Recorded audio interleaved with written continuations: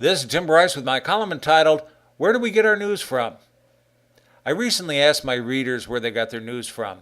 It wasn't exactly a scientific poll, and I received a modest number of people participating, but just enough to reveal some interesting facts which I believe to be true. In the old days, the main source of my news came from the daily newspaper, network television, and weekly magazines such as Newsweek, Time, Life, and Look. This, of course, all changed as many more news outlets have been introduced. Because of this, I no longer read the newspaper as voraciously as I did, primarily because I no longer trust the writers.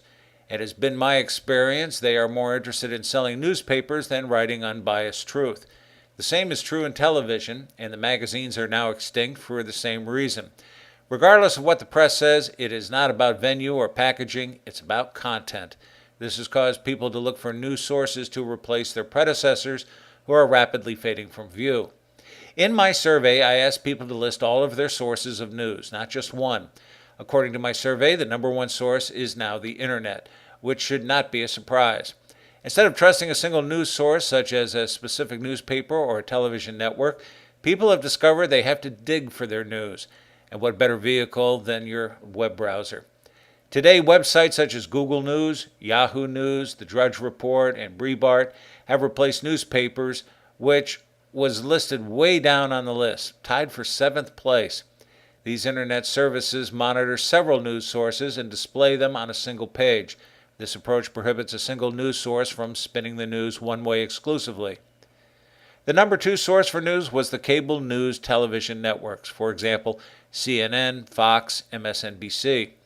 Interestingly, they easily trounced their primetime network predecessors, ABC, CBS, and NBC. The fact people turn to cable news is indicative of their need for accessing news immediately as opposed to waiting for sporadic reporting from the networks. At number 3 was AM radio, which was way ahead of XM radio, tied for number 7, and FM radio, which was number 12, and even network television, tied for number 4. This tells me people are still listening to AM for news as opposed to music on FM or XM. The top 3 news sources in the survey, internet, cable news, and AM radio, suggest people want quick access to the news and they want more factual information as opposed to spin as touted by a single news vendor. Here are the most popular sources of news according to my survey. Number 1 was the internet, which included such things as Google News, Yahoo News, and news networks. Number 2 was cable news television, which again includes such people as CNN, Fox, and MSNBC. At number 3 was AM radio.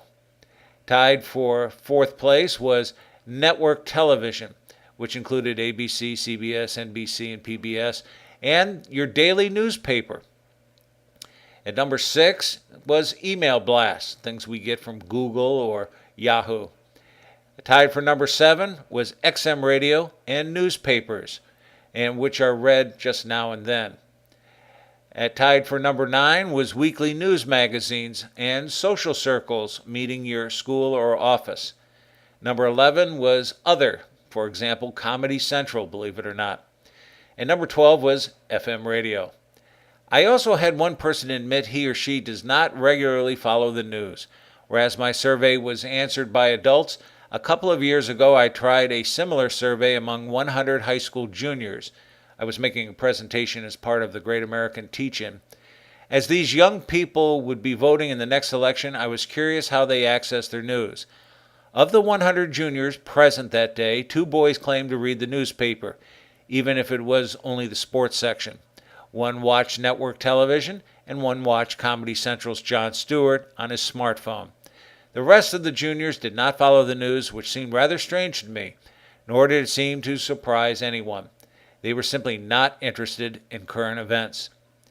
Even though there are more venues today, I suspect most people are clueless as to what is going on in the world. Maybe they're simply apathetic, or maybe they no longer trust the news. Actually, I suspect it is a little of both. The results from my survey leads me to believe it is less about news venue and more about content. True, we want immediate access to the news, but more importantly, we want it to be reliable and trustworthy, and this is something we are having trouble finding in the 21st century. Friends, keep the faith. This is Tim Bryce in Palm Harbor, Florida. Follow me on the internet at timbryce.com.